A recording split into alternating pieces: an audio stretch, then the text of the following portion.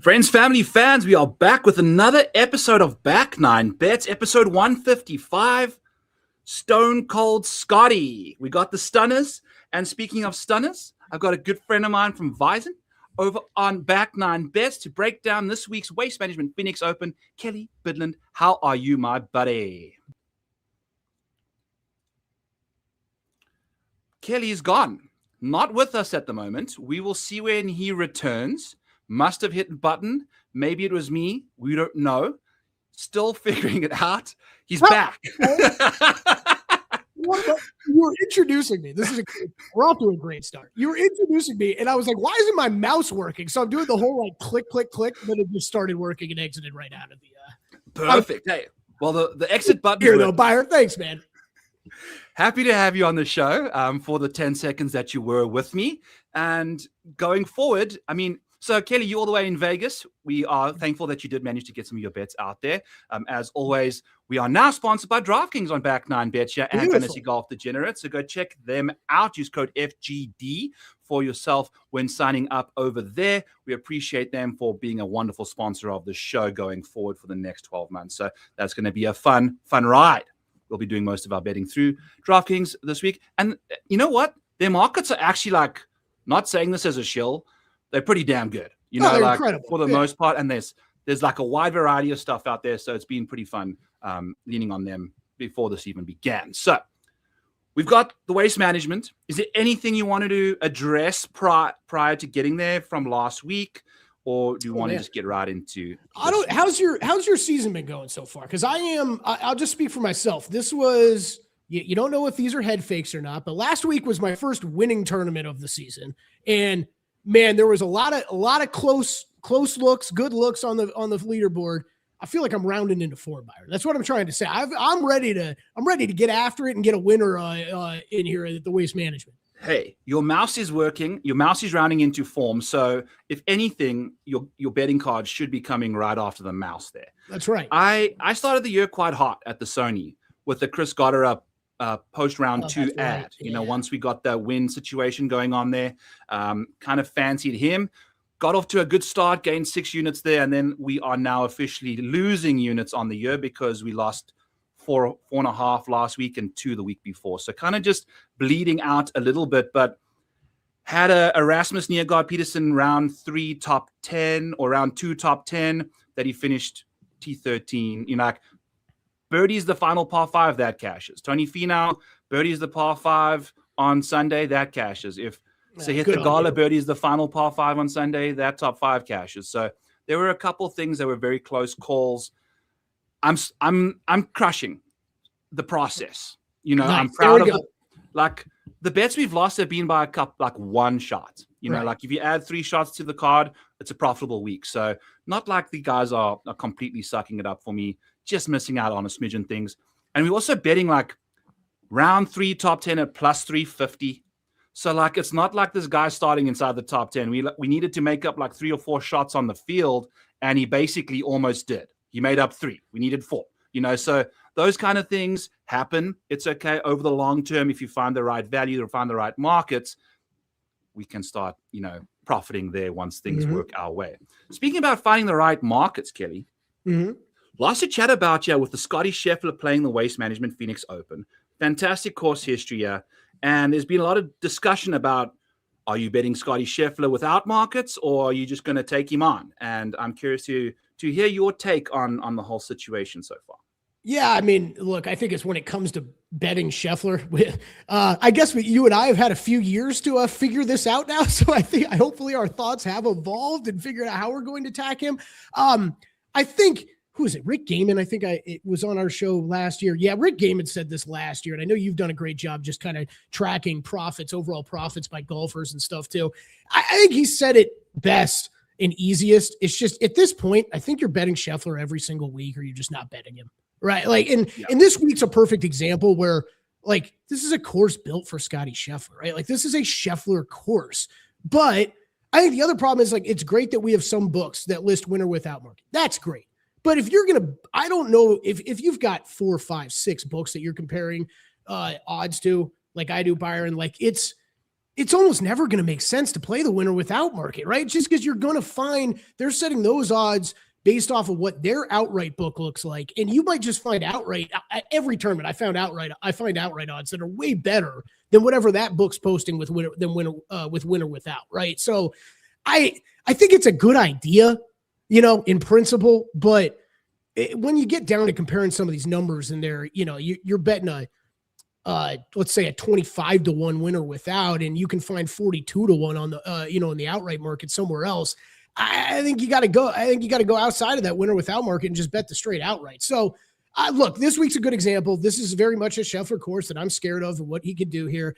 So look, it's staked down a little bit. I'm not going to bet as much into these, but I'm not betting as many outrights in the tournaments that I'm scared of him in. We have way many, like your partnership with DraftKings. There's so many markets that you can bet into in golf, right? It's just figure out what's going to be best. And I don't know that outright market with events that Scottie Scheffler's in is really where you want to sink all your money.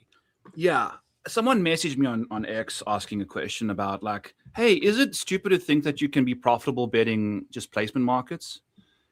And I sent him the best bets at the Waste Management Phoenix Open over the last little while. And I asked him, okay, what do you notice if I type in Waste Management Phoenix Open into this column over here?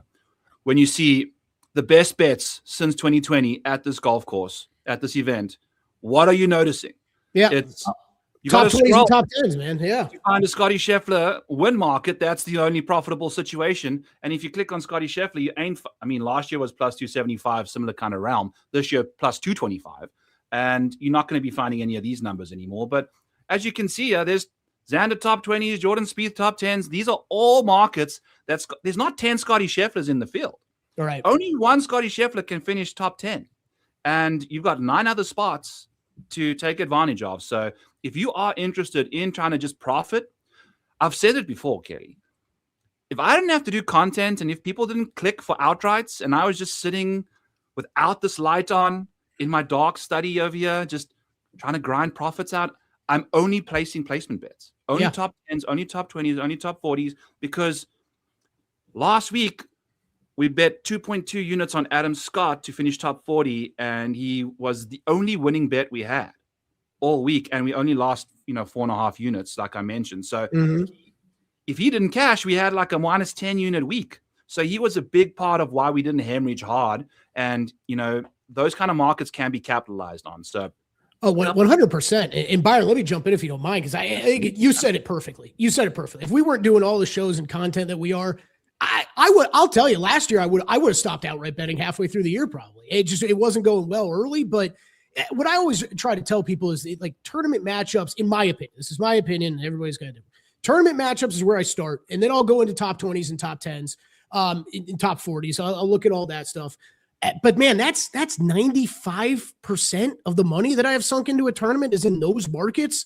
And then it's, come outrights, come first round leader. Let's have some fun. Let's kind of sprinkle in some longer shots and start to, try to build to something big. Right. But these are, in my opinion, these are the types of bets that you make to keep your season, prolong your season going, where you can actually, like last week, where actually, you had a small loser. I come away with a small winner last week. To have a winner at a golf tournament, you're not betting outrights in, or you don't have an outright hit in, like that's great. And I'll take as many of those as I can get throughout the season, because I know the outrights are going to be few and far between. Yeah, it's gravy when you hit the outright, because you are most likely going to be making money. If you aren't making money on the week that you're betting an outright, maybe you're not, I'm not going to say you're betting wrong, but like you should have such high like return on a minimal investment in the outright market where, like I only invest 1 unit, maybe 1.25 units in the outright market every single week, maybe the same amount for the top 5s, which I've been contemplating actually doubling and just trying to take advantage of when my guy just finishes top 5, So I think that's one way to go about it. And I never gave my take on the without markets with Scheffler, because, I think there's an emotional tax to be paid here, Kelly. If you and I, we try to, we record our units and track our bets, and, we are on camera trying to do our thing and be profitable on the year. And most people that are betting do that. But my father-in-law in his New Balances sitting on a Sunday, just if he wants to bet somebody other than Scottie Scheffler, I don't think he cares if there's like 3% negative EV on that kind of ticket. You know, I think he's accepting the 10% positive EV for knowing that Scottie Scheffler's got no influence in any of the betting markets that he's in now. You know, and I think that can really come to terms. And we don't know who Scottie Scheffler is going to be in 2026 because he just won on a tournament at a course that we've hardly seen him top 10 at in a while. And, you know, he started off last year really, really slowly. He's back and he's better than ever. So most of my bets this week are in the without Scottie Scheffler market. And I do want to also double down on what you mentioned when it comes to finding the best number. It's situational. If you find an outright number that's with Scottie Scheffler part of that market and it's significantly better than the without, grab that. Then you take your chance. Scottie's not going to win like every tournament, you know, like he's going to win a few of them. But when he's not, you're looking to capitalize. And when you have good numbers, you're going to have as many solid options on your card and kind of just managing your bankroll in that department. So I'm kind of curious to see how his season goes and how we all fare, you know, kind of doing these different situations. So there's a lot. The other one that I've just been kind of preaching recently, and Matt Brown, my co-host on Long Shots, he was the first person to say this to me. I mean, it took way too long. Some of these new betting tools that we have, you just get set in your old ways and you do what you're used to doing. You don't really think about abstract ways or different ways to use these. Matt brought this up probably 6 months ago, and it was, you know, for any shop that offers cash out options, if you're going to go make an outright bet there, take whatever bet you're about to make and split it into two and make the same outright bet with half the bet size, right? Because then if you get yourself in a situation, okay, you're trying to avoid Scheffler. Scheffler's there, you know, come Sunday and you got the guy in second place or you got the guy in the lead and Scheffler's right behind you. You can cash out one of those tickets, right? Gives you a little bit more options than what to do. I love that. We've spoken about that as well on the Fantasy Golf Degenerates show, and it makes too much sense, Kelly. Yeah. But now you also need to be careful when they are offering you some sneaky cash out options that may not be worth the squeeze, you know? So, you know, as we just said, everything is situational, kind of weigh it all up. Is it a Saturday afternoon and you can cash out for like 60% of what you're in for? Hell yeah. You know, like, you know, then you're good for that portion. You let the other half of the outright ride and see where that takes you, because this is an emotional tax. If you can cash a smidgen of that outright before Scottie Scheffler goes and runs away, it's insane, because he's been slowly just, you know, I've run the numbers to see like his finishing position after every single round. And it only gets better because his like round by round baseline is so high. He's always just showing up randomly, not randomly. He's always there on a Sunday, because after round one, and we'll chat about round one with Scottie Scheffler here shortly. After round one, his position on the leaderboard on average over many years. Round two, his position on average is better than round one. In round three, his position on average is better in round three. In round four, you know, he's winning all these tournaments. So, like, you can see him coming along. And I think it also adds an opportunity to get into the outright market in the live situations, because if you don't get in early before tournament, then Scottie Scheffler goes out there and shoots a random 72 around the waist management. You can either get in on Scottie if you think he's going to bounce back, or if you don't think so, now you know, okay, Scottie Scheffler's 8 back of Nick Taylor. Is Nick Taylor going to, you know, but obviously not going to be going to Nick Taylor, but I think there might be instances where even after Saturday and Scottie somehow, God forbid, missed the cut. And now you don't have a Scottie Scheffler in the field. You can go betting in those markets without stress. Kind of, you know. Yeah, 100%. That's another one that it's like like we used to say 3 years ago, right? It's like, you know, if you want to get on Scheffler, maybe he gets off to a slow start, you could jump in on him live, right? All I remember is like constantly looking at that last year and being like, the books are giving you no break. They're giving you no break whatsoever.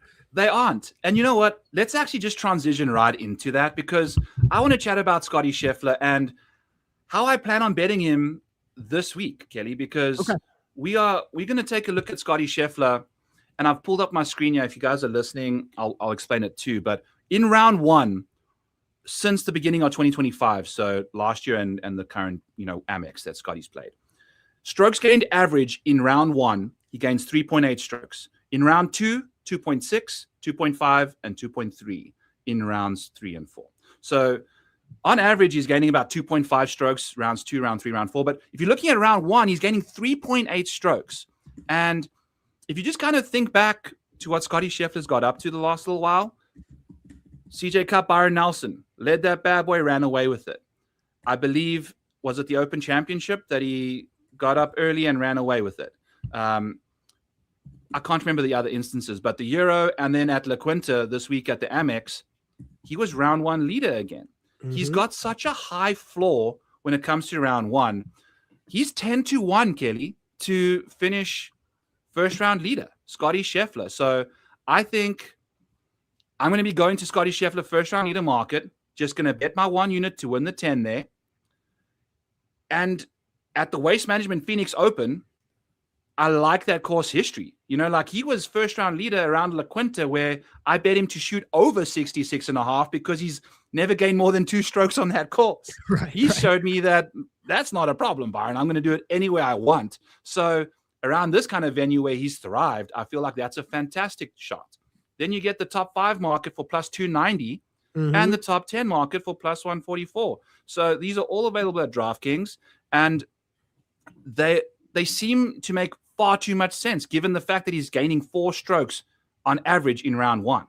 Like the other markets, like a top 10 number for Scottie Scheffler by the end of the week is like minus 225, something like that. You know, like we're getting a plus 150-ish for a round 1 top 10 on Scheffler. And I think considering this is the best split of his rounds, I don't know if the books are taking this into account as much. Yeah.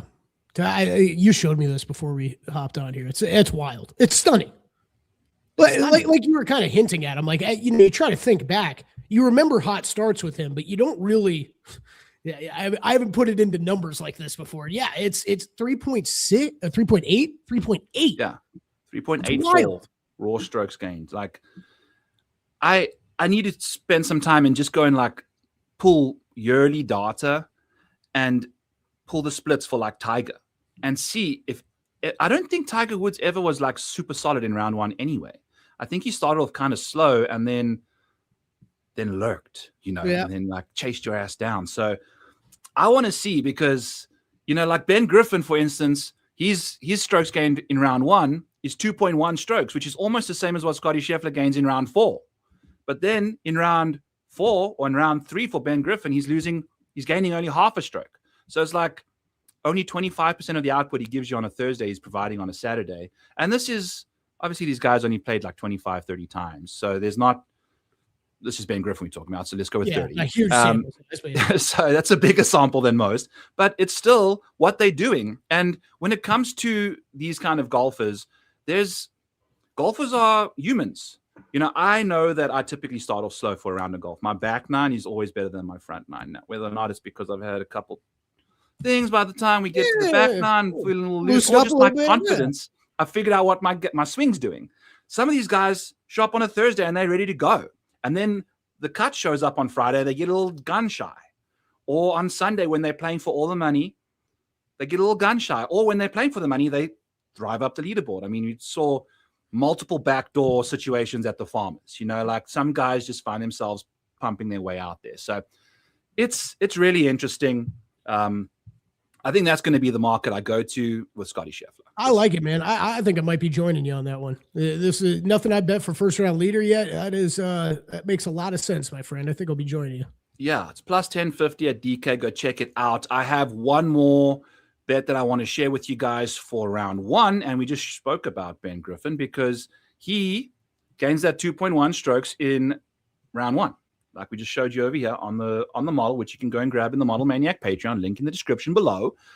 2.1 strokes for Ben Griffin in round 1. And you can see like things just kind of go south for him over the weekend. So in my opinion, I pulled up some like individual round by round stuff for Ben Griffin and Scottie Scheffler. And the colors, I have the conditional formatting here. It was just green for both of them in round 1. And you could barely distinguish between Ben Griffin and Scottie for the most part. There were a couple issues for there and Ben, but I think at plus 435, if you take a look at Ben Griffin's like actual finishing position situations his top 5 rate is still very impressive because last year he contended quite a lot. But top 10 rate, 36%, top 25, 50, sorry, top 20, 55% of the time. So every other time he's finishing top 20, but over the last little while, we've seen like 24th and 19th, and this is after fast starts for Ben Griffin. So I'm concerned about how he's finishing tournaments at the moment. I think a nice way to get involved with him is round 1 leader as well for top 10. I like it. He is one of the guys I'm most interested to track this season because it was so good through the summer and that just the putter never let up. I'm just interested to see if that club gets a little cold or not this season. Just a heads up over DraftKings too, round leader without. So you can bet round 1 leader without Scheffler too. You want to just avoid him. Yeah. We just spoke about how dominant Scheffler is in that market. Yeah. You know, if you need to do that, you can go do that. So there is many ways to skin the Scottie cat right now. And I think that's something that you need to, you know, go to a state that legalizes the smoky stuff and have a couple of rips and figure out how you want to attack the Scottie Scheffler markets, then come back and do that. You know, open up your mind to the wonderful world of betting that you can find out there, friends. All right, enough prefacing things here. Let's get to a couple of our bets, Kelly Blidden, and chat about a guy that we both have. This week, you're going with Cameron Young at 26-1 in the market that has Scottie Scheffler. Go ahead and give me your case for Mr. Cameron Young. Yeah, was considered him playing him last week. I ended up staying off. Got really close. I don't know about you, Byron, but I usually like to see one tournament out of these guys before I start firing away. But I thought it was an impressive finish last week for Cameron Young, and finished T22, 10 under par there. Solid stats throughout the tournament. So I'm confident. I'm going to him this week. I really wasn't expected to see like mid-20s. I think you can get 25-1 on Cameron Young. I think that's a great bet this week. Finished T22 last week. Man, I don't know about you, but for me it was Scheffler number 1 with a bullet of how these guys rated out. He was far above everybody else. And then there was it's a big drop down to Cameron Young. And then there's another big drop down for me to the rest of the field. So really kind of follow my numbers this week with him. But last 36 rounds comes in the field. He's 7th off the tee, 16th on approach, 12th with the putter, 7th on birdie or better gain, 13th in par 5 scoring. It just kind of checks everything that we're looking for this week. Some of the proximity ranges, 150 to 200 on approach. And he's played well at this tournament before, T12 and T18 the last 2 years. Outright on Cameron Young for me, 26-1. And then I played a top 10 here as well this morning on him at 2-1. Love it. I mean, the top 10 market for him makes tons of sense because he's actually returned you $411 betting to win 100 in the top 10 market over the last 12 months. So that is his most profitable market. He finishes inside the top 10 at a 35% clip. So 2-1 around a golf course that he's had at 8th and a 12th and a 26th in his last 3. I will be joining you there without Scottie Scheffler at 19. I felt like the Cam Young number in the without market was pretty solid this week. Mm-hmm. So there was 2050s out there before I twiddled my thumbs and typed to the Discord. Then it went to a 19 before I could kind of pop it out there. But not going to overreact. 19 is still a fair number in my opinion, given his prowess that we've seen on this golf course. And I'm kind of bullish on just what Ryder Cups can do for you if you're the odd American that has a positive experience on the team. And I think that he did, obviously if Scottie Scheffler was just beginning last Ryder Cup was a disaster for him, but his first Ryder Cup was what propelled him to world number 1. He was not world number 1, I don't believe, when he beat John Rahm at Whistling Straits. And then after that, we saw what Scottie Scheffler was capable of, right? So that was really, really fun to see. And I think Cameron Young, having just done well out there, this course makes tons of sense for him. When it comes to the micro model, not necessarily grading out the greatest, but he didn't get off. This is taking the last year's worth of data. I want a good sample size worth of information in here. And he's typically, the beginning of the year wasn't great. We've seen the form kind of, his last 12 months in strokes gained wise, he's only gained 1.1 strokes. Mm-hmm. But over the last 4, over the last 8, he's gained 2. So unfortunately, those 4 months need to get their way out of the sample size for the micro model to kind of really take it into account. But you are seeing some good things from him. The driving is going to be great, and the putting as well. That makes too much sense at this golf course. Love Cameron Young this week. Let's party. Other names you have. Someone that I'm kind of interested in myself, and someone that's got like exceptional upside that people don't kind of realize, is Maverick McNeely. And I think, that's Cam Young. We're going Maverick McNeely over here. And that's not the one we want. We want this guy. There we go. Whoop, that's not the one. Where you have a Maverick? There we go. I've got too many of these things. I'm not wearing my glasses either. I got to put those on. But you got a cool hat on, 37-1, and I haven't even taken my shotgun yet because I said the Cam Young. So talk to us about Mav McNeely as I use this wonderful driver tool to Slurpee over. Well, I'm not going to cut you off. I got to live commentate this one. Number one, okay. We're shotgunning these? You're shotgunning? We are indeed going to be shotgunning a casual little. Let me get this. I did tell Byron as I was hopping on. I was like, next time we got to do this later, man. I'm over in Vegas. I know. Noon. I got like 3 more shows to do today. Yeah. Otherwise, I'll be right there with you, man. No one's going to tell, Kelly. No one's going to tell. Oh, man. All right. To Cam Young, 19-1. Let's have a party, friends. Twisted tea. This is so nasty. How are they not on here as a sponsor? Come on, man. I don't know. That is what we're trying to do. Yeah, this is you got to figure that one out. Pitch at the same time. So, but for me, how many golf betting shows are you going to get that will throw down twisted hard iced teas? Okay, come on. And not even flinch. They got to hop on. I might just have an own. Off you go. So, all right, I didn't even get into McNeely. Sorry, let's chat some McNeely. Yeah. Byron, I don't know, man. I've not been the biggest Maverick McNeely guy in the past. Heading into this year, though, he was one of the top guys I had circled. I was like, really want to see how he starts this season, because one of the things he did last year, I don't want to say flew under the radar, but a little bit, because it's not like he had a bunch of amazing finishes last year. That ball speed really got up there. This is one of those guys that made that jump here in the past couple of years, where now he's kind of in that top third, top 40% of the PGA Tour, in ball speed and what he can do with the driver. And I just think that's adding another element to what he's able to do out there on the golf course. And look, just as the tournament overall, I think this can kind of get mischaracterized a little bit sometimes. Just like, hey, like go long off the tee here, and it's all an iron contest. Like around the green comes into play more than we think. Like at this tournament, everybody's going to be able to drive it easy. It's not like the rough is very penal. So it's kind of, to me, I treat it as more of a true test of the game. I don't factor in putting as much this week for me, although I did happen to land on several good putters. So like that, but outside of that, man, it's a true test of the whole tee to green game. So just a side note there really quick, but yeah, McNeely was someone that I was going to be high on entering the year. Gets off to a great start already this season.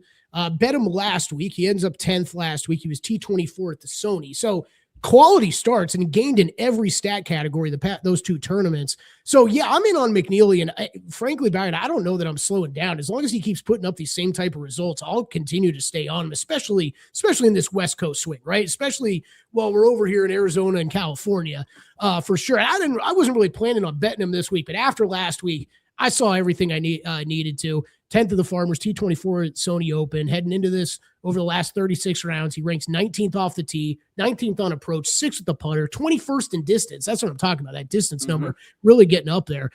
Look, yeah, a little bit sketchy in kind of the proximity buckets I looked at. Birdie or better numbers aren't great, but that's another one. As we've seen scores get into the 20s here, I don't really know that you should plan on that's where you're where it's gonna finish at. But he's got 2 top 10 finishes here the last 2 years too. So he's putting up the quality history at the course that I'm looking for, and we gotta love the form. And I think you want to attack McNeely early in this season while we're out west. Let's go. I know you've got him for a top 10 as well, plus 275. I will be joining you as well with the top 5 at plus 540. I might also just go and grab the top 10 as well. It just doesn't make any sense not to. He's so solid when it comes to this. And he's one of these guys that you're not looking for, like, you don't want to be betting him in like a consistency market. You want to be betting him in like upside, top 5, top 10. He's way too inconsistent for like the top 20s and top 40s, but he grades out in the micro model as 3rd, Kelly. And for those of you tuning in new, and Kelly, the micro model here, it basically takes each hole, the driving distance for that hole. On average, the first hole at Waste Management, they're only hitting at 270. So, when you're clumping in models and you're clumping in proximities and driving distances and no putting, you're completely eliminating guys that are good putters that typically thrive on the greens. You know, like there are guys that continually gain strokes on the greens. And if you're going to a place like this where it's a team no putt type situation at times, people won't put percentages for putting in their models. Whereas this tool, this micro model, it will basically take the golfer's best skill sets and however he can apply them to the course. If the course allows it to happen, he will. For instance, like if you're hitting a lot of fairways, but not hitting it very far, and we go to the Bay Current and fairway hit rates are like 80%, accurate guys aren't going to separate themselves because guys with inaccurate drivers are still going to be hitting like 75-70% of their fairways. So, you know, finding courses and how guys drive and how they hit green regulations and good strokes gained around the green and things like that.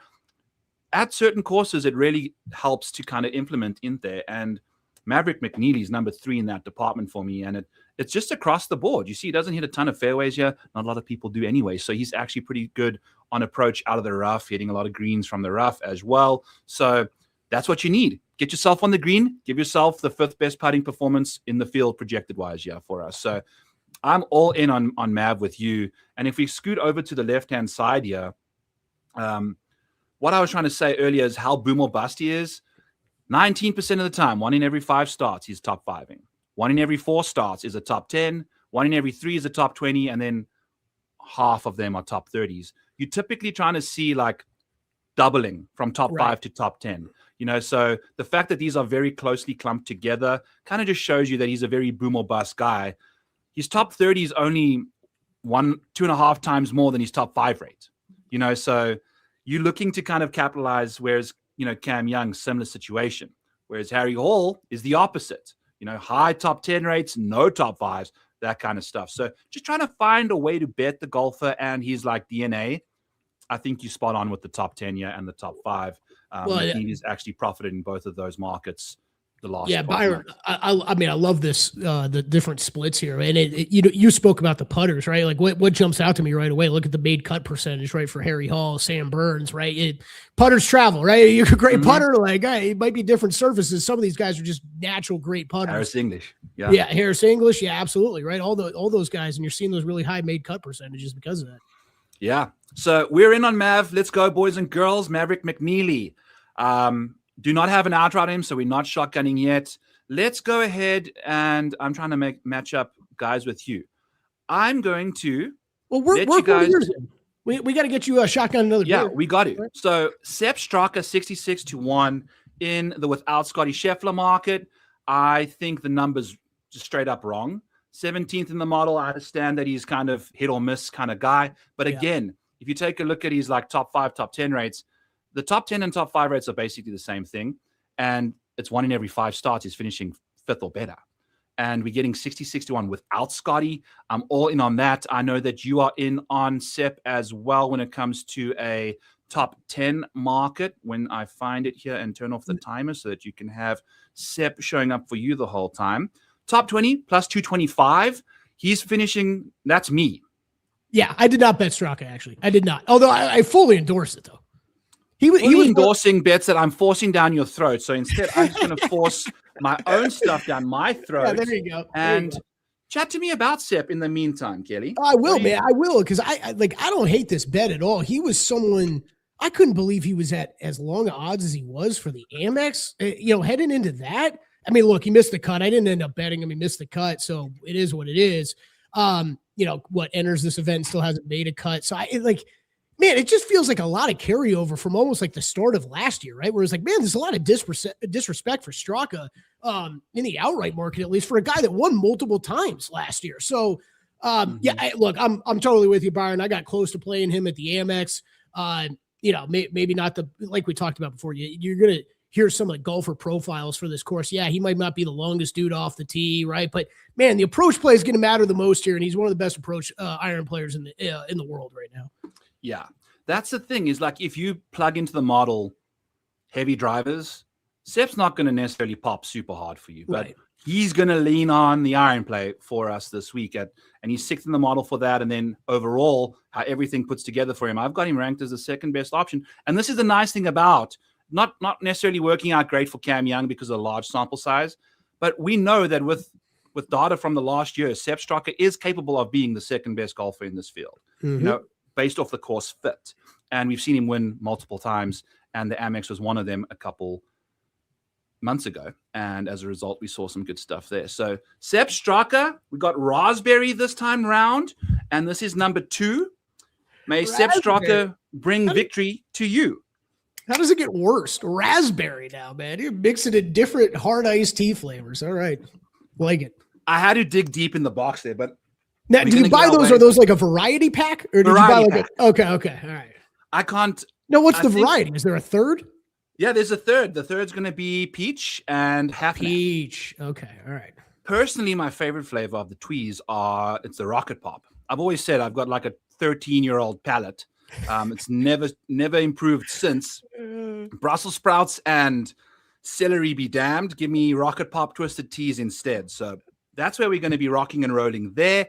Let's dive off of my guy, pop down to you, and go with Chris Gotterup, one of the guys that we chatted about earlier in the show because of the Sony and how he did there. So hit me up with what you're thinking for Chris Gotterup this week. Yeah, betting your guy this week, man. And this is maybe one of the better examples, right? Of am I carrying the strongest approach player in the world into this event with Gotterup? Nah, not really, right? Like he's a guy who gets this done other ways, right? He gets it done off the tee, he gets it done with the putter. And yeah, that's kind of where I went, man. This guy, man, whether it's the Ryder Cup, whether it's earlier in this year, him picking up a win already, like, I don't know. I'm just saying, watch out. Chris Gotterup might be a thing that's here to stay, and I don't really know that we're getting that properly reflected in the betting odds. Like, yeah, I think we need a hot week on approach with Gotterup, but you're talking about one of the longest guys that's going to tee it up this week. Incredible driver of the ball, incredible putter. Going there to Waste Management Phoenix Open too. T18. Last week he won the Sony, so it's just another one of these guys. And look, it is definitely a trend for my card this week. I didn't mean to do this, Byron. Is it the way that I usually end up betting around this time of year? Yeah, it is. It's these guys that have got a couple tournaments under their feet and are playing well out of the gates, right? So yeah, I am playing a lot of those guys. McNeely, Gotterup, I think qualify for that. Look, he's only started here twice, missed the cut both times, so not exactly the course history to pull off of. But just with distance mattering here so much, I thought that was a long ass number on Gotterup. So I'm in on the outright and played a top 20 with him as well, plus 150. Let's go. I did not plug that in, so I'm not even going to try and attempt to add the banner now after some slippery, tweedy fingers here. But we're going to say the top 20 at plus 150. Plus 150. So we'll see how that pans out from a top 20 situation, doing that 40% of the time. And he's gained you $4 if you bet to win 100 every single time, every market and everything like that for old Chris Gotterup. $4 over there. Obviously, the win market really profitable for him at the moment with the Scottish and things. And he's not even the same dude anymore. Mm-hmm. These miscuts. It's like me walking into a bar as a 17-year-old and then coming back the following time with a massively better tolerance and just drinking everyone under the table, like different terrible example, but that's kind of the deal. Yeah, he's a brand new, upgraded, better, shinier version, and I think we're getting $8,300 in DraftKings. Got him 14th in the model. The recent form is delightful. Take a peek. You can see how his stuff has been trending. It's just so good to see. Obviously this year, fantastic results so far with the win there, but overall, pretty much eclipsing stroke gain per round every single time he plays it. So he's also, look at this situation for him. He's like a round 2 and 4 guy. He goes, it's slow start after the tournament begins and then slow start after the cut, but then bounces back hard. So he may not be like a first round leader kind of guy, but he definitely might be like someone we look for in the Discord as we're looking for round 2 leaders after round 1 has finished. He's likely going to be down the board because not necessarily the greatest in round. Again, one single round of golf. Don't profile a golfer for that. We're trying to just bet this as if we were running 1,000 simulations.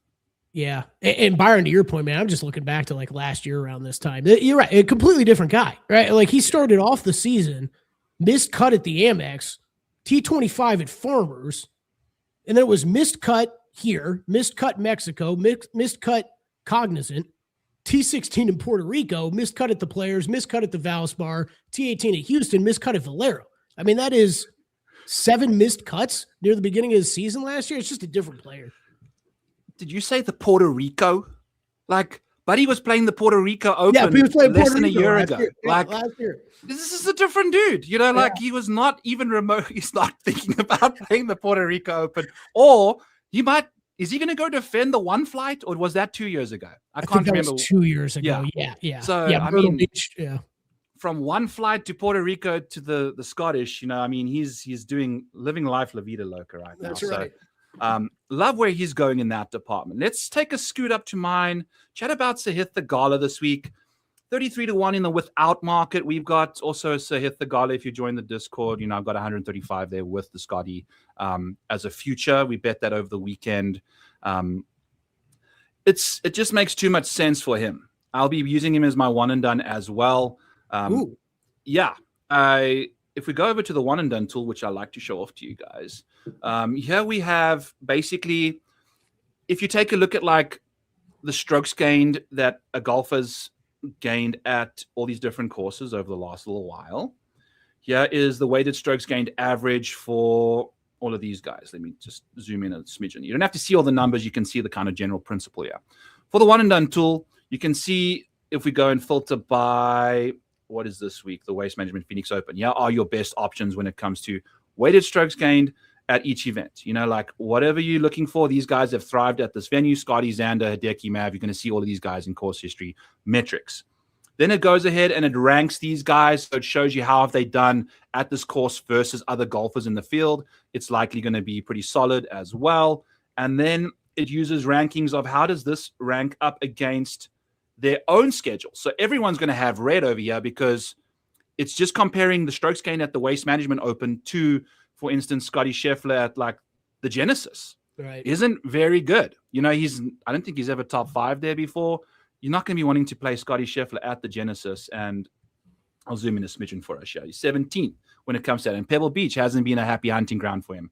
Waste Management Phoenix Open, Scottie Scheffler, it's his 3rd best place to play him, but the purse isn't worth it this week, in my opinion.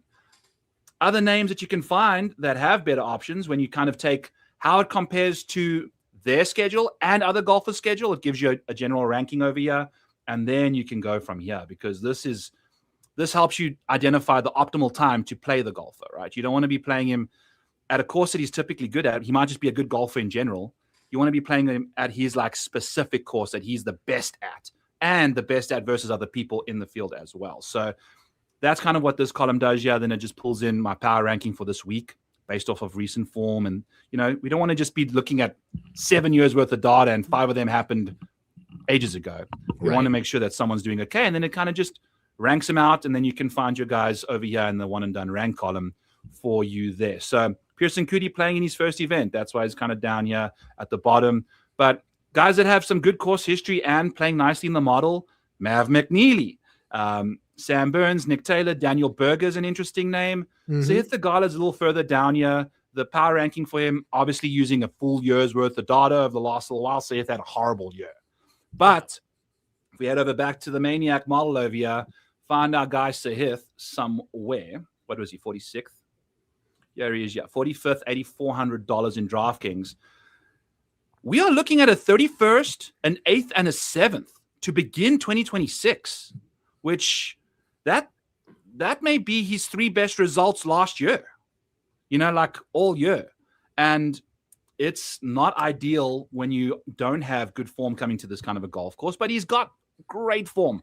And we've got a 3rd place finish in 2022 and a 5th in 2024. And I want to stress the 5th in 2024 for Sahith Theegala was, I checked it out. He was the only person. This was when they had that frozen tundra go on at the Waste Management. And he was the only person that went off in that horrible weather. And he grinded his way through it. And by the time he got to Sunday, his brain was a puddle of mush because everybody else was playing in classic Arizona weather when Sahith was busy playing in freaking Iowa weather. So, you know, you got to burn the candle to stay in the mix when those kind of conditions are presented to you. And he did quite well that week anyway. So 5th wasn't terrible for him. We were hoping to get on him that week. He didn't take care of business, but I think the golfing gods have got better things in store for him. He's going to win this tournament at some point, right? Like, talk to me about Sahith Theegala in the without market. I'm going to hunt down a peach here and take care of business for Sahith as my outright number 3. Yeah, just double checking. I think that's I think there was a few guys, right? And you probably, maybe you one of them, Byron. Just definitely a few people talking about Sahith heading into this season, right? Hey, you make good buy low guy. I mean, you're dead on, man. The last top 10 he had was the hero in 2024. So it went all last year. He's got 2 finishes already this season. They're better than anything he did a season ago. So look, I think I'm still in wait and see approach. If he wants to round into form here, that's fine. I'm okay missing a number, right? You've done a great job. You're betting him. You're getting out in front of this stuff. If it hits, you get a nice little payday from what he's going to be chopped down to the rest of the season. But yeah, I'm okay waiting and seeing with Sahith. Yeah, look, that season was so bad last year. It's hard to get out of the memory. It was, but it's good to see him. Like, I think the ball striking around Torrey was something to be delightful at, like very nice stuff. Again, I'm betting this number. I have bet this bet as well, but obviously not nearly as much as I did for the 135 to 1 that we have on him. Like, he's on the card at 33. I don't know if I would have gone like so gun-ho over him, but I've got to play the guys that we've bet in the futures market, because this is a weekly show. If you're tuning in now, if you kind of, same with Kelly, on the fence, leave him alone. This is a kind of a rough number at 33. I'm not going to lie to you. But it's a FOMO number as well. Just grab it if you think he's going to win around the Phoenix area, because, I mean, at some point he will. So maybe you get some. When did you bet the 125? Last weekend? At DraftKings over the weekend. Yeah, he was. It was on Thursday or Friday. No, this was ages ago, because I'd already got it in there. It dropped down to like, I think 100, and then it was 90s, and it kept whittling down. But we weren't sure if he was going to be in the field. Oh, because right. He technically, priority ranking wise, not in the field. So as a result, needed a sponsor's invitation, sponsor's exemption. He got it, clutch. But then he also finished top 10, which would have got him into the field anyway. So, Sahith Theegala, 135 to 1 with Scottie Scheffler future, and 33 to 1 without Scottie Scheffler over at DK. I like it, man. I like it. It is a good point, though. Like you say, you do this show every week. It's impossible to be halfway serious when you're just over there shotgunning a beer. You know what I mean? Like, you can't, like, come on. It's like you just need like a beer timeout. Like, it's like I'm just like trying to filibuster for you while you're doing it. It's like, no, like Byron's just over there shotgunning a beer. To start last year's Fantasy Golf Degenerates, whenever Kenny dropped an F-bomb, I had an open shotgun just holstered. And the first one of the show, I'll just rip a shot, just go from there. But we're going to get back to you guys in a couple seconds. Just a couple words here from our partners, DraftKings. There's no better way to get closer to the action than with DraftKings Daily Fantasy. Right now, our partners at DraftKings are giving new customers a shot to play free for their share of millions in prizes with their first deposit on the DraftKings Daily Fantasy app. Simply download the DraftKings Daily Fantasy app and enter promo code FGD during sign-up to play free for your share of millions with your first deposit. Gambling problem? Call 1-800-GAMBLER. New York, call 8778-HOPE-NY or text HOPE-NY. Connecticut, call 888-789-7777 or visit ccpg.org. 18 plus in most states. Restrictions apply. Terms, DraftKings.com. Minimum $5 deposit required. One single use, $3 ticket rewarded that expires in 14 days. Ends March 25th. See terms at DraftKings.com/promotions. Sponsored by DK. Sponsored by DK. Thank you so much to DraftKings for sponsoring the show. Really appreciate all of you guys that are tuning in. Hit the like, hit the subscribe while we're at it. Let Kelly know that you appreciate him. Go follow him on X at Kelly Bidlin. There we go. Exactly that. So go ahead and do that for us. Kelly, I have one more outright for us. Have we done? Through my outrights. Okay. So let's chat about. Am I allowed to mention the chat here, Byron? Because this is a great note here by Ja Cummings Ja. I don't know how you say it, but Jim Cummings. Jim Cummings. There we go. Now the next one from Jim. When I first brought up this market to you earlier, I noticed this. There are a few golfers in there where either the number's exactly the same from the round one leader market. And this is one of them. The Gala first round leader without Scheffler. Yeah, there's messed up in the pricing. We're sponsored by DraftKings, so I spoke to them. I said, "Hey, can you do it without Scottie Scheffler first round leader market? Oh, that's great for us, and give us the exact same odds." And they listened to me, and here we are. So, you guys are welcome. You are very, very welcome for that. Thank you, Jim, for pointing that out, and thank you, Kelly, for pointing out the chat to me.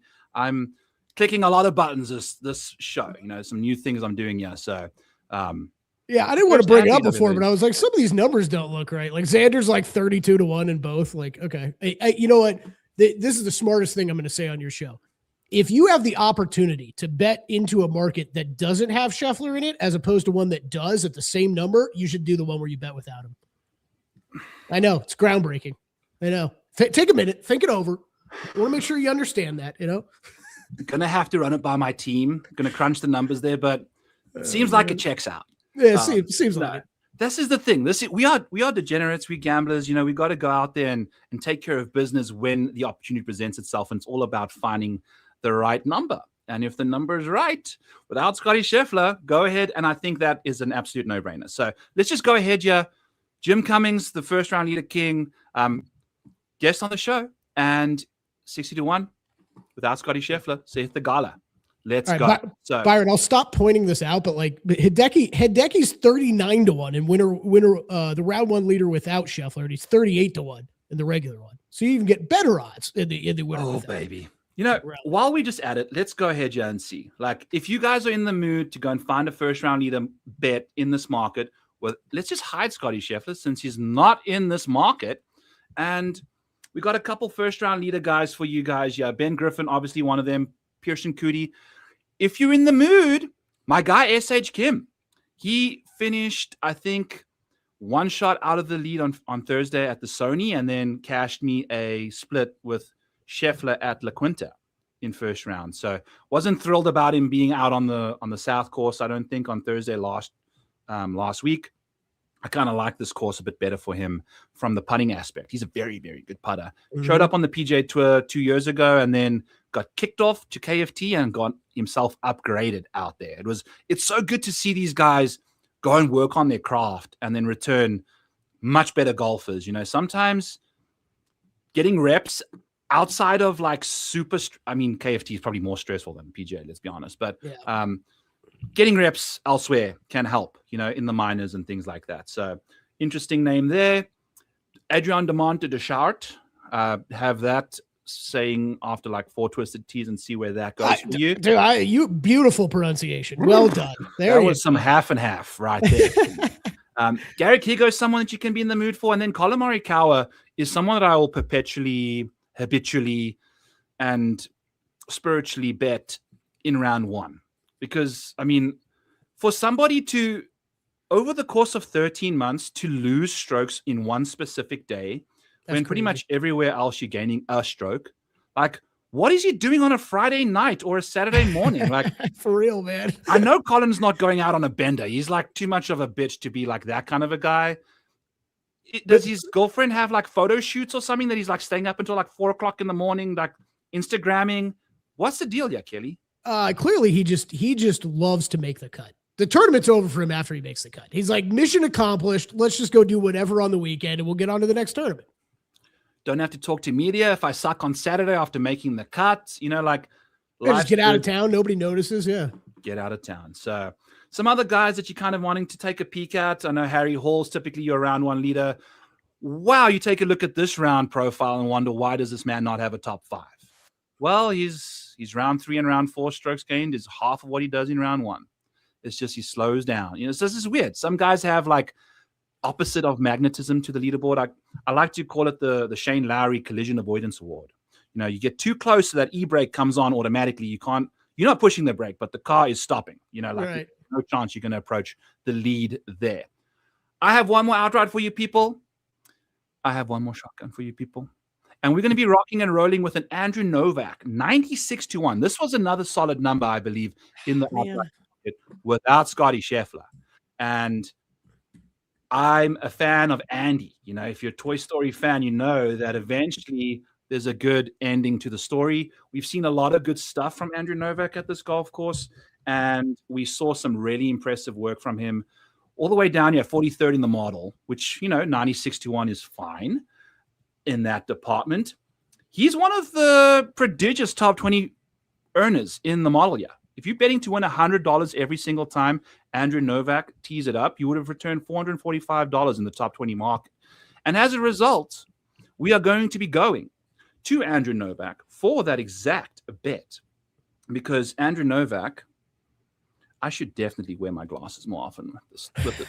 I thought having a guest, I'd have to stare at the screen, but I can't see the actual. I'm like, so far, whatever. The numbers are important, Byron. Yeah, get those right. But the big bold ones are great to us. So top 20 plus 300 for Andrew Novak.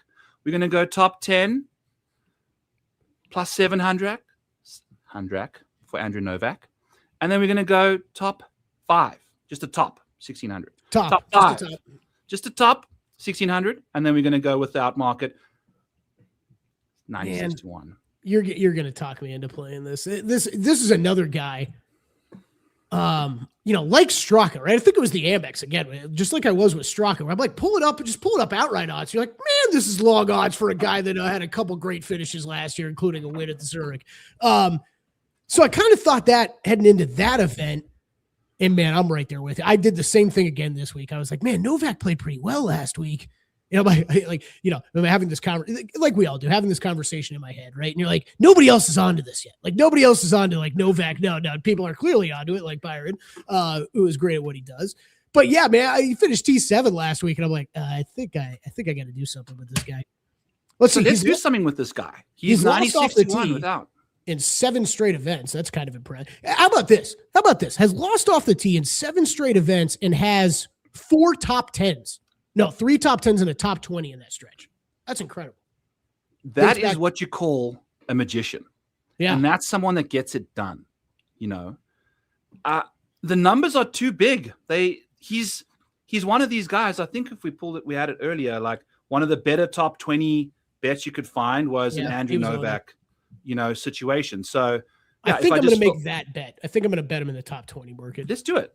I mean, literally looking at the top 20 bets that have been the best bet to make over the last 13 months, 12 months, Ben Griffin, Matt McCarty, Andrew Novak. And it's all of these guys, apart from Griffin, it's been like the market they've absolutely hammered. This is to whoever messaged me on X, hey, can I make money betting the placement market? Fuck yes. Yeah. Like, look at this. Like there's top 20s is not 19 Scottie Schefflers in this field, people. So Andrew Novak only has to beat like 19 other people, and these are ties paid in full, by the way. So we'll be rocking and rolling. Plus 320 on him. Yeah. So give us a little more about Andrew Novak as I take care of this peach twisted tea. Yeah, absolutely, man. Losing off the tee and getting done what he has is extremely impressive. But we talked about it earlier, right, Byron? Like, this is not – sometimes it gets – I think it gets confused here a little bit of what, like, everybody focuses on off the tee at this event, and it's just other things are required here. Novak is a great example. He's been terrible off the tee recently, and I don't think there's any reason why you should lose any faith in him. No, and this is the exact purpose is for, like, the micro models not necessarily loving him at all. But if you see this chipping and putting, that's going to show up a little better for him. He's 66th in that, not ideal, but it's a nice way to explain that he can get it done with a hot putter. And maybe the driver is the reason why he can't quite find the top 5, top 10 as much as he needs to. But the rest of his game is giving him the juice to constantly find himself inside the top 20. It's absurd. Like 41% of the time. It's a great bet. Just a reminder with Andrew Novak, we had that. I'll be honest. It feels like he was hotter for longer last year than he was, but people will probably remember that Valero, he missed the cut at Houston Open, went to Valero, finished T3, went to RBC Heritage, went to Harbortown the next week, finished solo second, and then won the Zurich. Who did he play with again? He played with Ben Griffin. That's right. Yeah, that's right. Yaz Novak's last couple starts. And I'm going to yell a little louder every time it's a top 20 cash. Farmers Insurance, American Express, RSM Classic, BMW Championship, FedEx St. Jude, Wyndham Open Championship, Genesis Scottish Open. Like, you're just seeing splotches of green show up routinely, and you're getting odds of 400 plus 400 plus 350 plus 2. I mean, his lowest odds in the last year for a market has been 43% implied probability at the BMW Championship and the Truest. These are a couple 70-person fields, 50-person fields. The top 20 markets in no-cut events going to be quite high, But even just taking a look at like the Charles Schwab, 200 to 1 in a normal field event with a cut, that's like his worst number, 2 to 1.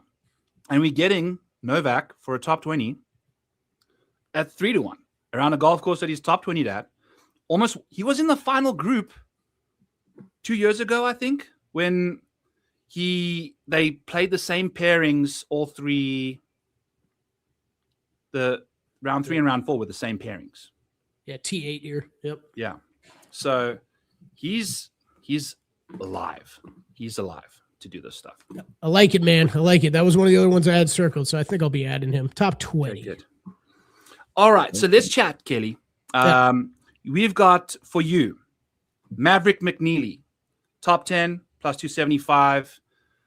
Dude, I think I've left off a couple placements for you. Yeah, I got a couple other top 20s we haven't talked through. Hit me with your placements on the way out. Yeah, so Cam Young, Mav McNeely, outrights in top 10s. I played Goddard outright in top 20. I will add a top 10 market for him as well.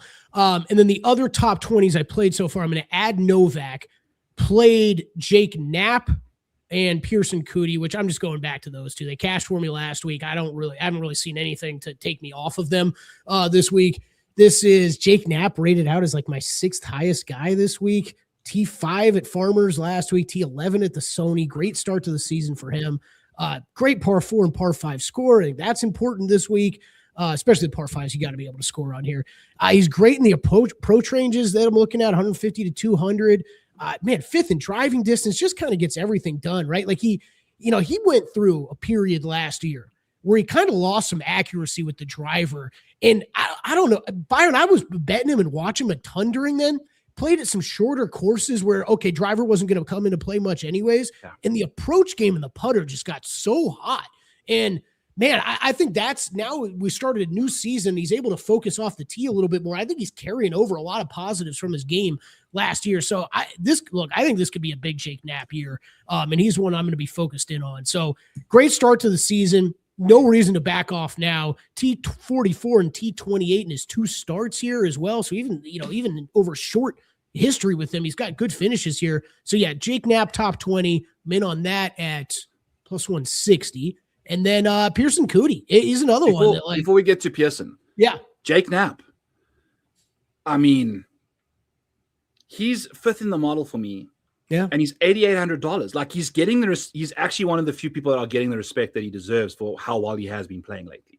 Yep. And, you're still getting some solid numbers there for the top 20 markets as well. He's sneaky because he's got so much distance off the tee that he just hits that mini driver around these courses where it's like short. And he just constantly finds the fairway at those kind of places because he's not hitting a big driver. He's hitting the mini and finding the fairway more often, finding the middle of the face, and then taking advantage of being the 4th best putter in the field. So, I think this is a fantastic venue for him. I'll be looking at him a lot in DFS this week. Pearson Cootie. Yeah, Pearson Cootie, same thing. I'm right back to him this week. I really didn't plan on betting Pearson Cootie this much heading into this season. But, man, started at Sony Open. It's just been, it's T13, T18, and T2 to start the season. It is as high as people were on this guy heading into the season. I don't think anybody could have predicted how hot he started. So, I'm right back to it with Cootie. Look, he's long off the tee. Checks that box here. Great. I'm just going to ride the hot streak to start with him. So, with those finishes, right back onto a top 20 with him this week at 2 to 1. And then I got one more. Yeah, just on Pearson Cootie, we got to chat about. 2 to 1 odds. Now, these finishing rates are from 2025, which includes the majority of his starts that he had on KFT, but he did sprinkle in a lot of PGA Tour events amidst all of this. So he's finishing inside the top 20 across the PGA and the KFT 44% of the time. You're getting 2 to 1 odds for him. around a golf course, a lot of us say driver's important, and he's one of the better drivers in the field for sure. It's fifth in the field strokes gained off the tee at this golf course for Pearson Coody. So like that's going to check a lot of boxes for him. And then we've got horrible course history because, again, who were we chatting about earlier? Same guy, same name, different guy. Chris Gotterup, Pearson Coody, same people. Missed 2 cuts here in the last 2 years. Not significant to me whatsoever. This man has leveled up. So love that bet, actually. Love it. Yeah, I'm with you. And this, look, I think a lot of my card, I would expect to be some of the most bet guys this week, right? Like these are the guys that are a lot of these, Gotterup, McNeely, right? Jake Knapp, Pearson Coody. I would expect 4 of those guys to be heavy DFS plays, heavy bets this week because they are some of the better fits for this course that have played really well this season already. You are not getting judged for betting chalk. We are just trying to kick the book's ass. That's right, man. That's DraftKings right. sponsors this show, but I'm trying to kick their ass every single week. Like DFS is different because I want to kick your ass, Kelly, in DFS. Like it doesn't matter how chalky it is. You bet the chalky stuff and then you play the more risky stuff, I think, in DFS, which is, whatever. I'm with you, man. Yep. Yeah, last one for me then. Daniel Berger, just a guy I can't quit. I'm just going to go in the top 40 market with Berger here this week. But, what he does off the tee, I think really elevates his floor of where he could finish this week. We all know with Berger, it's just going to come down to how is he hitting the putter this week. But, off to good starts, a T56 at the Amex, T6 at the Sony. So that gives you a little bit more life there. Third in the field in total driving over the last 36, solid on approach. The ball striking numbers are great. It's just going to come down what he can do on the green and around it. T2 last year here, T28 in 2024. So a couple years in a row where Berger has played this event pretty well. I don't mind if you want to go higher with Berger as far as where he finishes. I'm just going to go with the top 40 with him. I don't know about you, Byron, but I've lost enough money on Daniel Berger over the last couple of years. So I'm gonna ratchet down a little bit. Buddy, I think you are finding a very good niche for him. Ideally, the best spot is a top 30 for him because he's almost finishing top 30 simultaneously with the top 40 situation. Basically, every time he's finishing top 40, he's also finishing top 30. 54% top 40 rate, 50% top 30 rate. Like that's like his thing. Every other time he's finishing top 30. It's nice to see. So if you want to sprinkle in a little top 30 action on top of the top 40 there, go right ahead. I think with how atrocious his short game has become, this guy, my very first article I ever wrote was Daniel Berger at the Honda Classic, I think 2022. Yeah. And I went to brunch with some family and I said, guys, I wrote my first article and the guy I bet is going to win. He's got a 5-shot lead going into the Honda on Sunday. And I think the longest putt he made all day was 14 inches until he got to like the 16th hole and rolled in like a 4-footer. It was like, what are you doing? Like, and I think since that day he's been like broken, and obviously the injuries and things, but the ball striking has returned to like baseline. The short game has been hit or miss. And I think betting a top 40 market, top 30 market in Daniel Berger, you can have like a substandard short game week, but still crush the ball striking front and cash that bet, and the ball striking we know is one of the most repeatable metrics out there, for most people. So love that call a lot, to be honest with you. And then I think I'm going to add, I haven't done anything first round yet, but I think I'm adding Scheffler there. Like we just talked. I think that's how I'll play him this week, along with you, and call it a day, man. I think there's I got to go over a couple more. I got to go through some tournament matchups. Still some Vegas books that are waiting to post some stuff here, Byron. So 1:00 on Tuesday out here. They like to take their sweet ass time. So give them a little bit of the afternoon here. Then go see what everybody's got posted. What happens stays in Vegas. What happens in Vegas stays in Vegas. Apart from the lines, they stay elsewhere until Wednesday afternoon. They only stay. They stay here and don't go anywhere else ever. Incredible. No, Kelly. Tell people where they can find you as you head out of here. I'm going to be doing a couple best ball drafts once you get gone. Thank you so much for showing up today on Back Nine Bets. We're crushing the bets. Got a couple overlaps, which I kind of fancy. So hopefully our guys can do some work for us together and let the people know what's going on in your life for the next couple of days. Yeah, absolutely. Super Bowl heating up. So we've got all that going on at VEASAN. I'll be in there Super Bowl Sunday. Me and Gil, we're doing a numbers game as usual. So we got that going on. Long Shots is the podcast for golf. We'll be recording here later today. Myself, Matt Brown, Wes Reynolds, be going through all of this. Check that out. And let's see, hit me up on Twitter at Kelly Bidlin, VSiN.com for all the plays and everything like that. But yeah, Byron, thanks for having me on, man. Loved it. Anytime you want me. Hopefully later in the day so I can shotgun some beers with you, okay? I will make a schedule adaptation for later on in the year. PM episode of Back Nine Bets featuring Kelly Bidlin, and we can make sure we have our fair share of twisteds. What is your as you get out of here? What's your go-to, your bevy? Oh, I'm a whiskey guy. It's Crown Royal. But for you, I will dial it back to high school and college and shotgun some beers with you. Okay? Hey, when I'm doing twisted iced tea, but yeah. When I do solos, I do nice little bourbon. You know, like it's there's no carbonation, high high impact, and it's not like filling you up. So I'll get out to the West Coast there and catch up a couple burbies with old Kelly. But Kelly, thank you so much, my man. Really appreciate you coming on. I'm going to kick you out of here, and then we're going to get into a couple best ball drafts for you people as we wrap up Back Nine Bets. Thanks, Kelly. All right, friends, family fans. It's the solo version of the show. We're going to dive into a couple underdog slow drafts. Really appreciate all of you for hanging around. Going to get any other questions, any deep dives you're in the mood for. Let me know. Someone's late. That's okay. The best part about YouTube is you go back and watch. What's up, Darber? Hello, my buddy boy. Good to see you. Go check out me and Eric's show on Back Nine Bets or Sweet Spot DFS. We co-stream that on Sunday nights, recapping and doing all of that same. Yes, the security polo.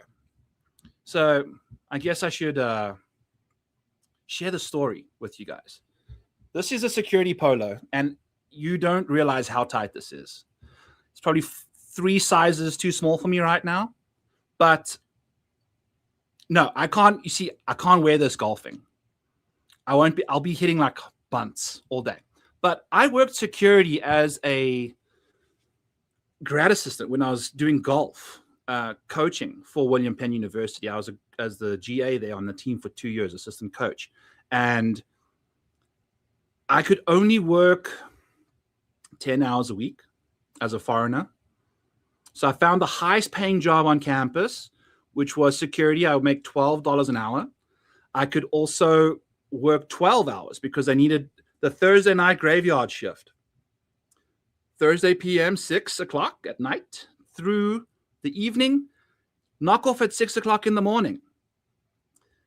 Then you go to class, then you go do all this stuff, then you go coach golf and do all your things. But the perk about this situation was on a Friday morning, I was responsible for getting rid of all the alcoholic beverages that our Quaker University disposed of. So cheers to the perks of disposing beverages on William Penn's campus. They never found the bottom of the dumpster, for those of you wondering. So, fun stuff. Here's the model. Let's dive into a couple underdog lobbies. We've got slow drafts rocking and rolling. I've got the Dog Dominator for you guys, which I now have rankings for you and ADP so you can see, okay, these are my guys, these are my not guys. And we're going here, we're going there. So, ranking-wise, Scottie, Rory, Xander, all these guys, we'll chat about more of them the next round. The current situation we find ourselves in is like in the 6th and 7th round right now. Let me just read some more comments here. Great show, great guest. Michael Brennan going to stay neutral this weekend.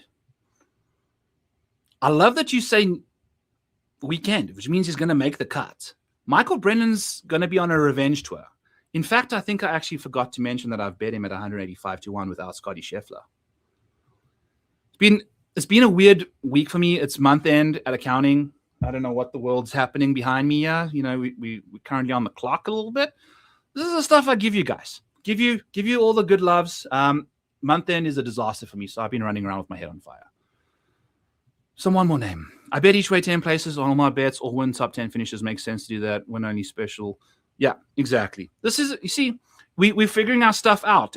Do not feel bad about betting the placements. Like, this is how you sustain a bankroll, is by betting the placements. But this is the best ball portion of the show. I'm going to take this off. My elastic is hurting my head. I did it for as long as I could. going to rip a Cookie Monster hat off the top here, and we're going to roll with the cookie. Okay. So our current situation is looking like this. I don't like this. Let's take a look at our team. It is Xander at pick number 2. So we obviously auto-drafted, yeah. Colin Morikawa, definite auto-draft there in pick number 11. Victor Hovland, Harris English, Maverick McNeely, Aaron Rai. Not terrible, because I have been absolutely peppering Aaron Rai every single time I get the opportunity to do so.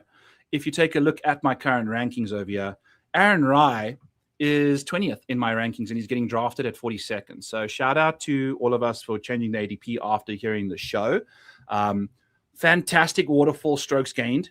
If you take a look at this waterfall strokes gained column, it basically tells you all the strokes gained that these golfers have done. This is the beast. This is all available to you guys as the Model Maniac tools and cheat sheets and things. I've gone ahead, people. We have got 4 different packages out there at the Model Maniac Patreon for you guys. For those of you that are part of it already, just that was before the diversification of the portfolio for you. It's the same price, same everything, but you can now buy itemized products. You can buy the tools and cheat sheets, everything you're seeing on the screen, basically, all the tools, all the models available as one unique package. Best ball, anything best ball related. We got the best ball channel going on. You can grab that just alone. You can grab DFS and Showdown. I'll be popping in DFS Showdown stuff after every single round in that channel. All my plays, some weather, strokes gain metrics, things like that. Not the model. Obviously, the model's part of the models package. Just get the whole damn thing. But if you don't, you can get the betting package as well, which is also part of the 4 tiers that make up the Model Maniac Patreon. Link in the description below. Hit the like, hit the subscribe. Let's party. Let's draft a couple best ball squads as we roll through here. But looking at what Aaron Rai, I just want to highlight him and show you guys why we're kind of in the mood. Hasn't made it to the Masters since last year, was his debut. So a 27th in his debut at the Masters, good to see. Major track record prior to that. His best finish in a major is 19th. Hasn't played too many majors. He's got 2 of them, though. How many majors have we got here for Aaron Rai? We got a total of 10. Do we have a total of 10? A total of 10. We've got 2 missed cuts, 8 made cuts. If you take a look at the basic major rankings over here for Aaron Rai, you can see his made cut rates and things like that. So we've got 3 top 20s, 10 major starts. We've got 2 missed cuts. So you can see all of this information right over here in the basic major rankings tab of the Dog Dominator, available to you guys if you're weekly subscribers or annual subscribers. Annual subscribers get the OG Dog Dominator for the best ball scramble portion of the season in the fall swing for free if you're an annual sub. So if you're in the mood for that, grab the annual subscription right now. I'll give you the Dog Dominator for next season for complimentaries, and you get everything else and 2 additional free months on top of that as a discount. So lots to like. Aaron Rai makes a lot of sense. Not going to give you like a high-end production. Again, he is going in the 6th round right now for me. 42nd overall in ADP, which is basically the 7th round. So you're getting a lot of value for a very consistent option if you do ask me for my opinion on him. So give me some Aaron Rai. Let's see what he can do. Major basic power rankings for you guys over there. We're also going to be knocking down Chris Gotterup. He's got way too small of a sample size. So we're going to take care of him and make sure that he goes to where he deserves to be in the drafting scene. So we've clicked Aaron Rai already, as you can see. And we are going to go to our next option, which is going to probably be like, I'm out on Wyndham Clark. I'm out on Akshay Bhatia. I'm out on Waco Neiman. Brian Harmon, we spoke about this on the draft with Darbo at Sweet Spot DFS on Back 9 Bets YouTube channel on Sunday night, as we previewed this week. You can get Brian Harmon for someone that's actually like low-key pretty good in the majors. If we find Brian Harmon over here real quick, he in majors over the last little while. It's also kind of weird not having a headphone in. 20 major starts. He's played in basically every single major he could have. He's obviously the Open champion. So he's got to win. He's going to obviously have all the top 5s and things like that, which all count as the one win. But he's got 3 top 10s in majors prior to that over just the last 20 majors. He had a second place finish prior to winning the Open Championship. So he does have that as well. And then he's got 6 top 20s in majors. He's sneaky good in these majors. If you just go ahead and filter by top 20s in this field of major competitors, he's like one scroll away from the main screen. You know, you've got all the 7s and the 6s over here. Cam Smith, what has he freaking done the last little while? I don't know. What has Brooks Koepka done the last little while? What does Patrick Cantley really even do in majors? Hideki Matsuyama, same situation. Last 5 years worth of majors, Hideki only has 3 top 10s in 20 majors. And that includes his Masters win. You know, so you can see all of these guys. If you want like a detailed description of all of that, you can go click on these guys' names and find their finishing positions as they've gone through the gauntlet. And we've got it filtered currently by the best finishers at majors with wins. So you can see like these guys have nice little curve over here to why they're at the bottom because of their total major strokes gained. Don't you just love it when colors and numbers show up together? Anyway, the Twisted Teas are coming along smoothly now. Let's click a couple more names here in the underdog world. Brian Harman, boom, easy peasy. I'm kind of bullish on Ryan Gerard as well. Going to be playing in his first Masters. He went to Mauritius to make the Masters, and he did. I feel like destiny is on this guy's side going forward. I think he's going to be a very, very good golfer. Someone that's very interesting to me around this range as well is Sungjae Im. In this team, we've got Scottie Scheffler, Matt Fitzpatrick, Tyrrell Hatton, Harris English, Corey Connors, Aaron Rai, and Alex Noren. Lots of names for you to remember. Don't remember them if you don't have to. There's really, when it comes to best ball real quick, for Masters, US Open, PGA, Open Championship, aka the Albatross, you aren't necessarily too worried about roster construction because majority of the people you're drafting are going to be playing in all 4 of them. So there's no normie events, there's no signature events. It's just the 4. You are more so looking for good golfers in majors. We have shown you, if you've watched all my stuff, a second place in a major or a win in a major is very likely to win another major. So if you don't have a second place, you're probably not going to win the Masters, the Open, or the PGA Championship. We've seen a lot of US Open champions happen from out of anywhere, which round 3 is going to be fun. Draft Ryan Gerards, draft Gary Kigos, and things like that late. Make sure they're inside the top 50. I'll be updating OWGR every Monday moving forward. Hasn't been doing that for a while. It's been a new year, blah, blah, blah. Jumping back into it all. The best part about this stream is I've done it without my glass. I've been flying blind the whole goddamn day. All right. Scotty, Matt Fitz, Tyrrell, Harris, Corey, Rai, Noren. Available to us is Sungjae Im. If you're looking for somebody to just get you through the very first round, just taking a look at strokes gained at the Masters, Sungjae Im should pop up relatively quickly. Can't see. Gonna have to filter. Not that great, actually. But he does have a 5th, an 8th, and a 2nd. If you compare it to the rest of his strokes gained at other majors, it's the best venue for him. So if you're looking to just advance through round 1 and hope Sungjae figures it out somewhere else, he may be your guy. He's also injured right now, which is not good. And if you take a look at his major track record, it's been pretty bad considering his only top 10s prior to the 7th at the Open in 2024 were just Masters, which isn't the worst thing considering you need to advance through these. The more people you get through round 1, the better. And round 1 is the Masters. And round 1, and sorry, the Masters is the most predictive. It is the most predictive venue you can find on the PGA Tour. If we go over here to Data Golf and take a quick peek at course history. Yeah, we are playing TPC Scottsdale. Very, very high course history. We've seen Brooks Koepka, we've seen Xander Schauffele, Jordan Spieth, Justin Thomas, all have incredible success. But here is where TPC Scottsdale ends on the chart, and it's like 2/3 of the way up the chart of Augusta National.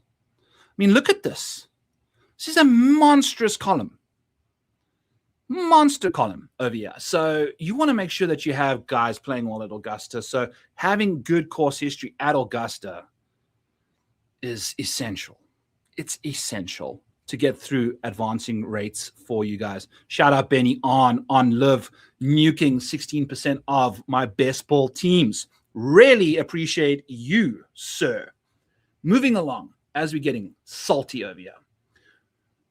Andrew Novak, I don't know if I trust him in majors. Let's go with Ryan Fox over here. I'm going to make an explanation for pretty much every single person that I pick, just to kind of give you guys where I'm at right now in my underdog albatross thoughts.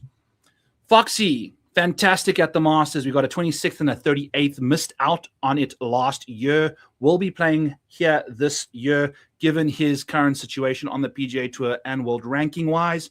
If we take a look at Ryan Fox in the major power ranks, the basic major rankings, let's find Fox over here.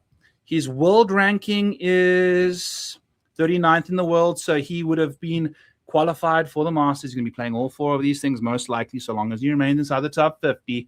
And I believe the win helped him get into most of these things anyway. He's fantastic in these majors. It's been really, really impressive from him. So if we go over to the beast, you've seen Ryan Fox here.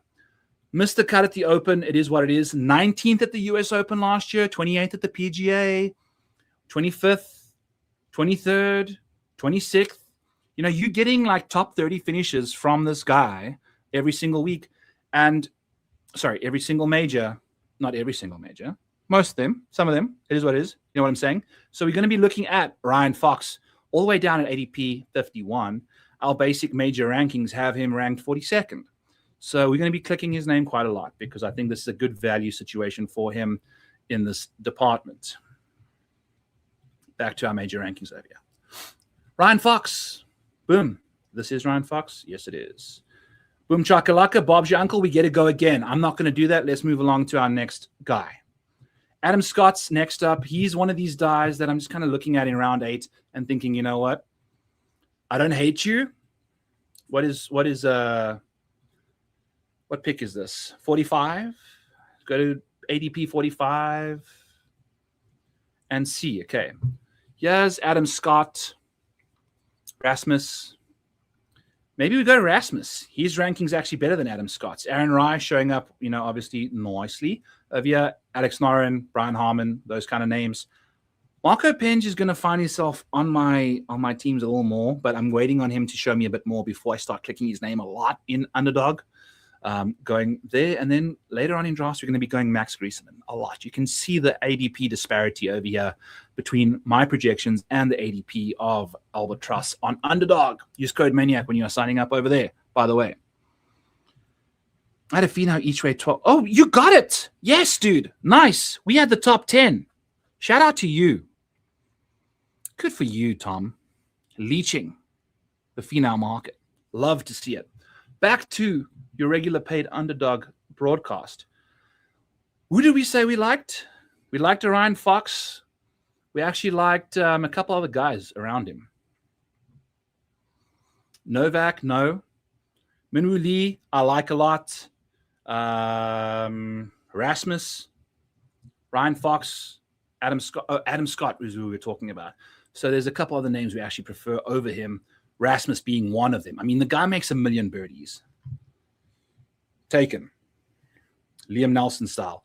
Let's just go ahead and click Adam. Haven't done too many of him yet anyway. Not a big problem. We can diversify off of him as we move forward. Rory McIlroy, Victor Hovland, Ben Griffin, Shane Lowry, Jason Day, Maverick McNeely, shocker, Aaron Rai, finding himself right over here. So we're going to knock out a Ryan Fox.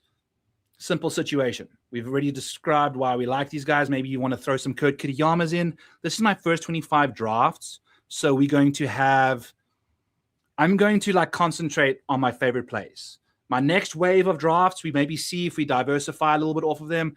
ADP can change by then. You never know what the landscape looks like. So I'm going to take my favorite dudes for these first 25. And then I've got 125 other ones, 124 other ones. I did one from a parking lot at the Missouri truck stop. And maybe that team wins. Who the hell knows? But Ryan Fox, off we go. Next Albatross team, we have Bryson, Tommy Fleetwood, Colin Morikawa, Justin Rose, Maverick McNeely, Patrick Reed, Aaron Rai, Minwoo Lee, auto-drafted Jacob Bridgman. Don't remember clicking his name. Next up, we have guys like, so this is where you start getting some really interesting names. And to me, Max Griesemann and Rasmus Niergaard Peterson are two very, very interesting names. If we go to the beast, I think that probably will help serve our purpose a bit better. Let's go Rasmus Niergaard Peterson. And we're going to go Max Griesemann. Griesemann has been kind of sneaky in majors, people. PGA Championships, US Opens, Max Griestrap is the man you're looking for. Debut appearance at the Masters, 32nd. Let's Gucci Mama go there.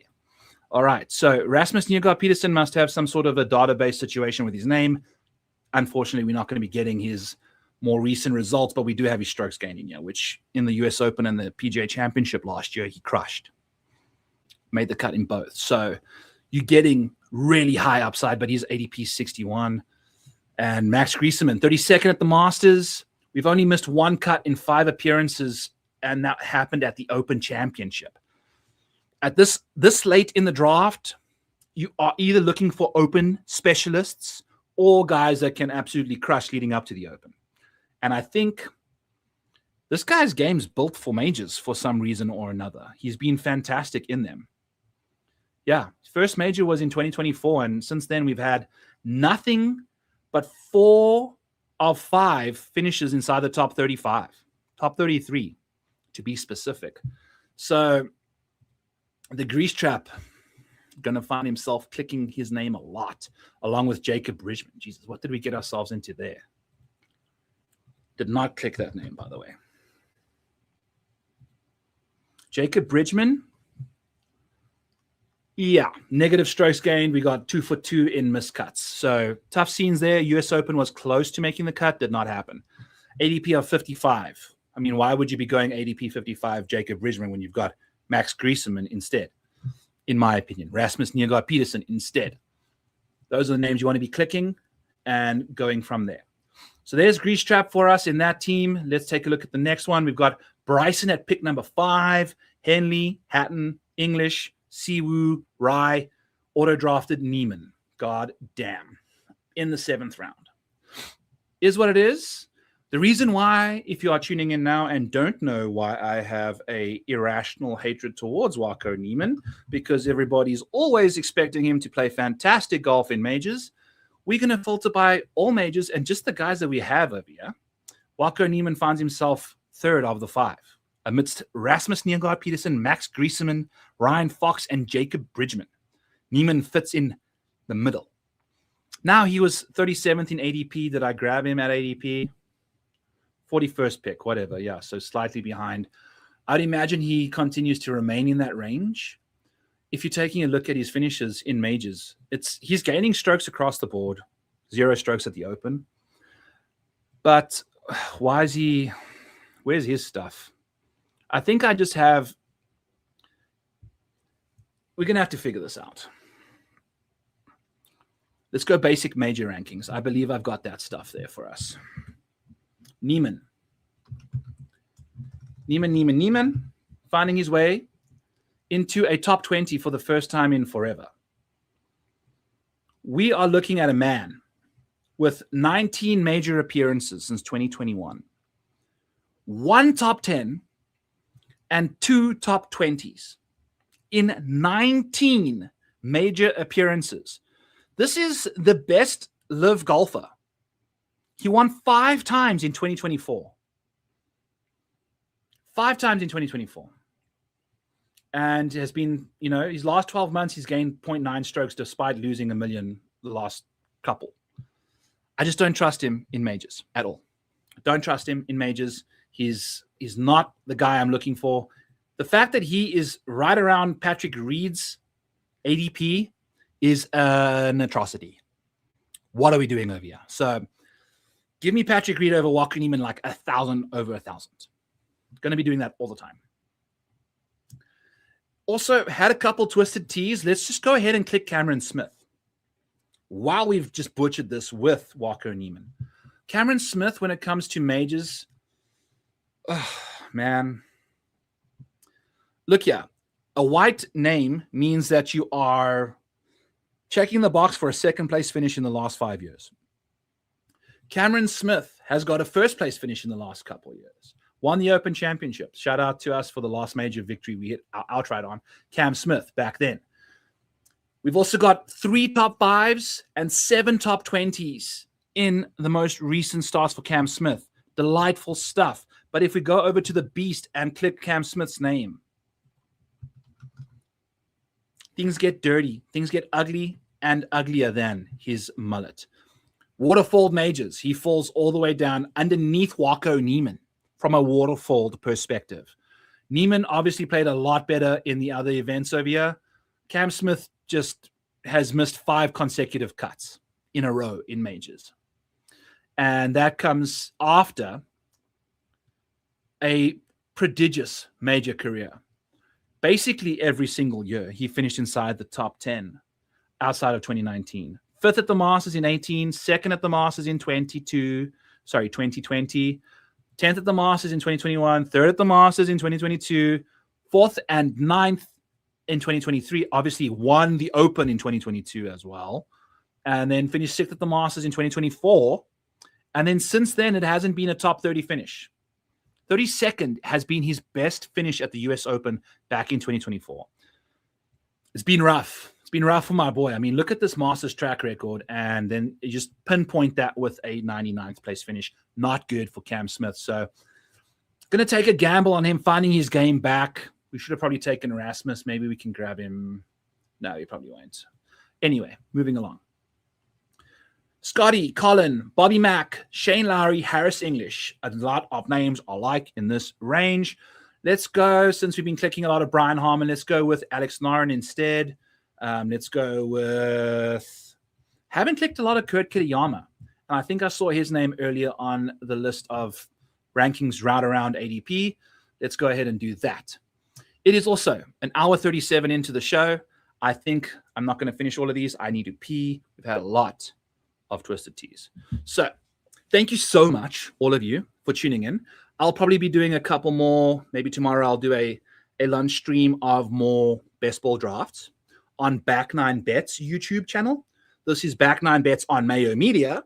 Go check out Back 9 Bets on YouTube, the actual OG channel, where after episode 100, I had Pat Mayo invite me back over to Mayo Media. So we departed there at episode 103, but we've done a lot more content on there lately, and I continue to plan on doing that. So let's have a great Waste Management Phoenix Open.